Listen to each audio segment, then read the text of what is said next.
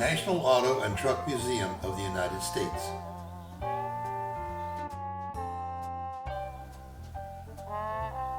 The car on the left is the 1941 Hudson Deluxe.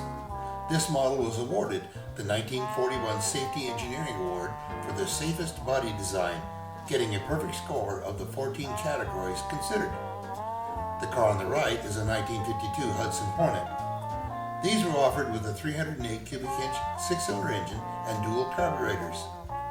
This, combined with the unibody construction and advanced suspension, allowed the Hudson Hornet to win the first 28 races of the 1952 NASCAR racing season. That is a record that stands today.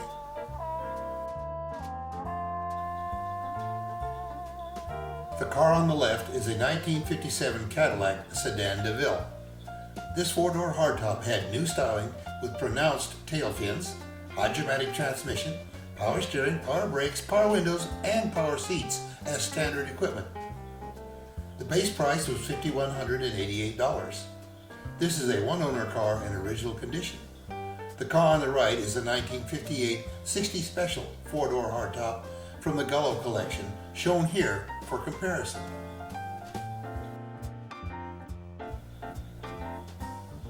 This original, non-restored 1959 Cadillac Eldorado Biarritz has 56,000 miles. In addition to the equipment on the 57 Eldorado, this car also has electric door locks, electric trunk release, radio with a rear speaker, fog lamps, and cruise control. Options include air conditioning and the Autronic Eye automatic headlight dimmer located on the top of the dashboard.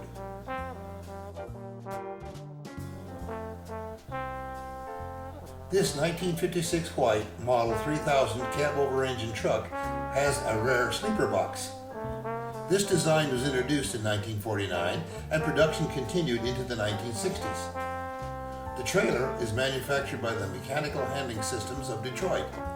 This car carrier can haul up to 4 automobiles. This particular trailer was purchased by Bill Harrah to transport the cars in his collection.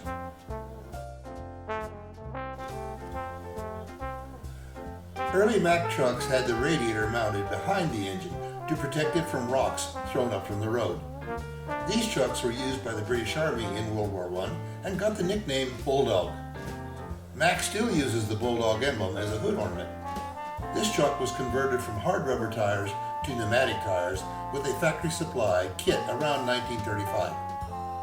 The GMC truck on the left is equipped with a 3-compartment 750-gallon tank for fuel delivery by a Shell distributor.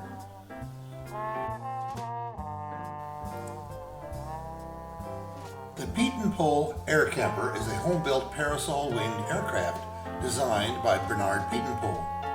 His goal was to design an aircraft that was easy to build and fly, an airplane for the common man. Plans were published in a series of 4 issues of the Modern Mechanics and Inventions Flying Manual in 1931. This aircraft has an empty weight of 625 pounds, gross weight of 1,080 pounds, top speed 90 miles an hour, and a landing speed of 35. The Pete and Pole Aircraft Company still sells plans for this aircraft. Crosley Motors was started by Powell Crosley. He had successful radio and appliance manufacturing companies and WLW radio station, and owned the Cincinnati Reds. This car is powered by a 44 cubic inch 4-cylinder engine. On the right, Sir Herbert Austin of Birmingham, England, assembled this car in Butler, Pennsylvania, based on the popular Austin 7. It is powered by a 725cc 4-cylinder engine. Unfortunately, it cost $40 more than a Model A Ford and was not successful in the United States. In 1946, Fred Matthey of American Metal Products had Haber Harris design a small car. Matthey could not build it on his own, so he approached Henry Kaiser. Kaiser Fraser was interested in building a small car, but needed AMP to help procure a $44 million loan from the Reconstruction Finance Corporation. Then they used AMP as a basis to build a car with many modifications. The Henry J was manufactured by Kaiser. The target market was people who could only afford to buy a used car. Sears and Roebuck sold this car in their catalog as the Allstate. Unfortunately, there was a price war at the time. A Chevrolet 150, a larger car, sold for about the same price. The time for a small car had not yet come.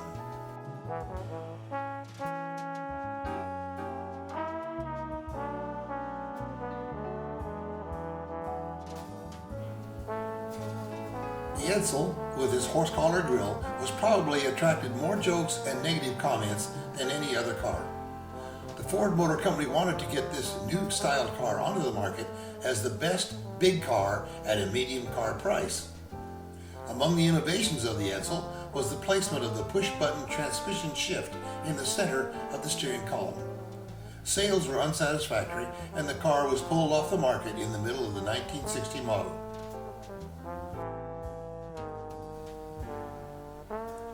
The production of the Packard automobile stopped in the late 1950s.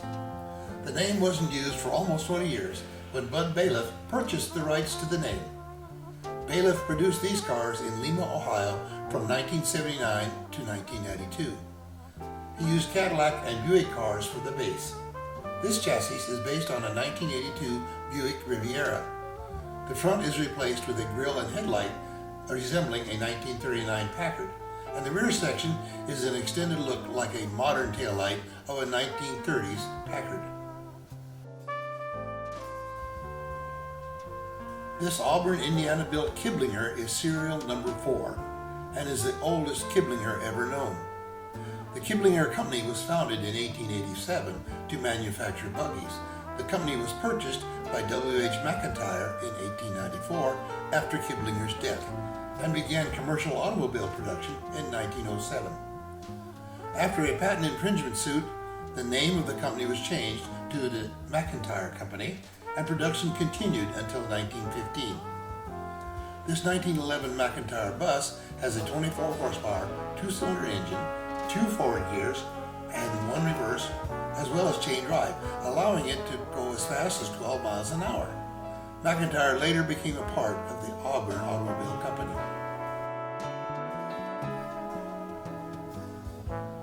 Peter Kirsch built 10 cars between 1904 and 1913. This vehicle was originally a 5-passenger touring car, but was converted into a school bus and is now painted as a police paddy wagon. The Vim on the right, the Vim Company was originally owned by Nance Motor Car Company of Philadelphia.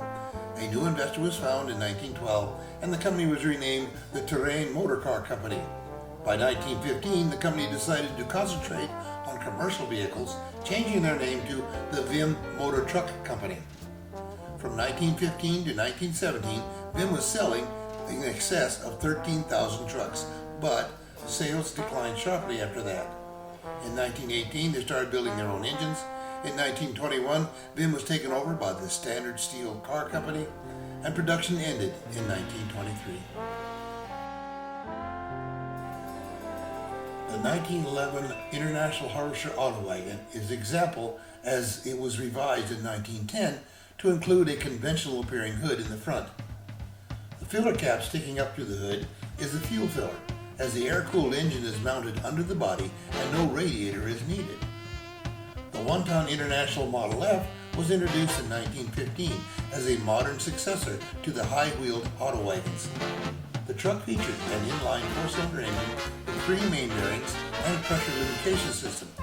The radiator is located behind the engine for protection and visibility. The rear axle is unusual in that load is carried by a cast housing, but the axle shafts are external to the housing, and the final drive reduction is obtained by ring gears inside the wheel hubs. The brakes are external contracting shoes on the rear wheels only. A.R. Lemoon of Chicago, Illinois founded the Nelson Lemoon Truck Company in 1910. They produced over 3,000 trucks from 1910 through 1939. This truck is a rare survivor. Magnus Hendrickson began a truck production in 1913 at Chicago, Illinois. This 1926 Hendrickson was purchased new by Charles Lincoln to haul produce around the Chicago area.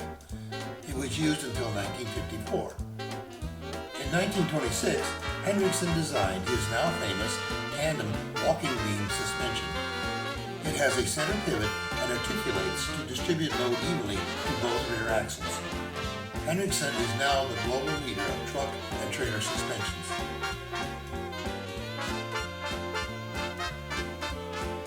This 1930 Peugeot features four-wheel hydraulic brakes and rear-facing louvers on the top center of the hood. Among notable firsts for Peugeot were four-wheel Westinghouse air brakes on tandem axle trucks in 1922, rear dual pneumatic tires in 1923, aluminum cabs in 1930, and aluminum fenders and frame in 1934. In 1939, Peugeot was sold to T.A. Peterman for $50,000, who renamed it Peterbilt. This 2-ton 1918 Oneida truck was made in Green Bay, Wisconsin. It features electric headlamps and has a top speed of 14 miles per hour. Oneida made trucks and buses from 1917 to 1930.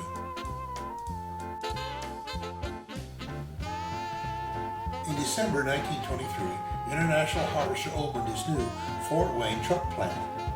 A new series of truck was also introduced.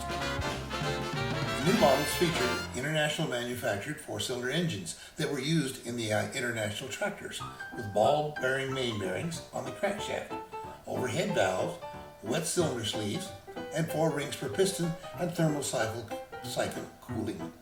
The cowl-mounted headlights are a distinguishing feature of international trucks. Brakes are on the rear axles only. The price of a basic Oldsmobile truck is $1,350.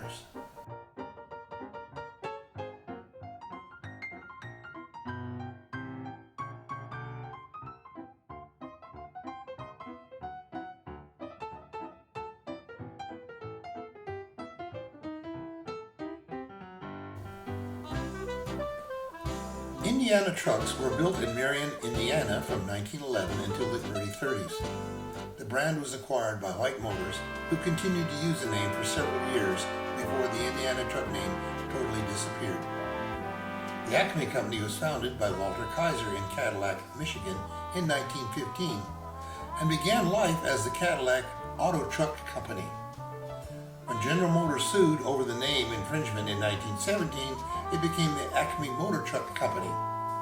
In 1927, Acme was acquired by the United Truck Company of Grand Rapids, Michigan. 1933 is the first year for the International half-ton pickup, powered by an International Green Diamond engine. The starter, horn, and headlights are controlled at the top of the steering column. The Model C was introduced in 1935 and had mechanical brakes on all 4 wheels. This 1936 model features 4-wheel hydraulic brakes.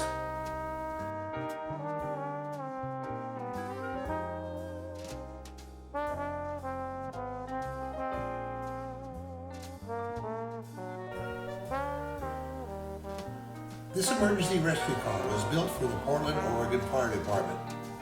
This vehicle is powered by a gasoline Hall-Scott 6-cylinder engine. As an emergency rescue vehicle, it is capable of generating its own electricity and carrying drinking water. In addition, this vehicle is equipped with a cooking stove.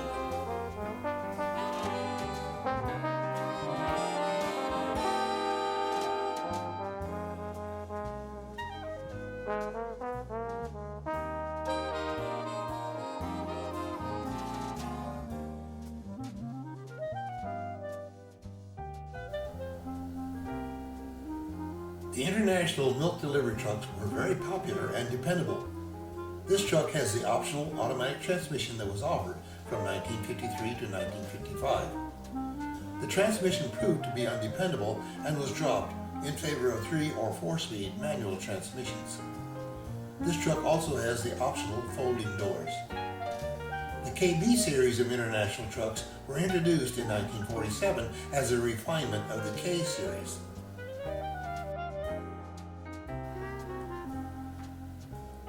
The International Scout debuted in 1961 as an economical compact utility pickup for both rural and urban users. The The Scout was a success and pointed the way towards today's SUVs and crossovers. This truck is powered by a 4-cylinder engine made by cutting an existing V8 engine in half. On the right is the second prototype developed by the International Engineering Department in Fort Wayne, Indiana. Unfortunately, International ended production of the Scout in October of 1980, and this vehicle was never produced.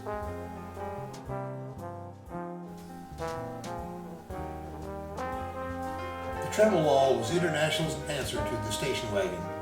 It was designed to be a multifunctional, and it could be a people mover as well as haul large amounts of various cargo. Travelalls were used throughout the world.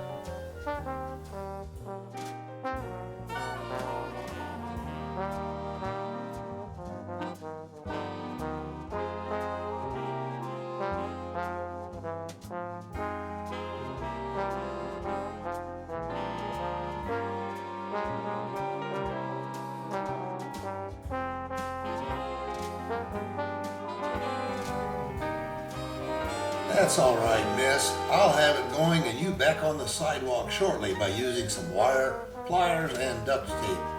That should make it sidewalk worthy again.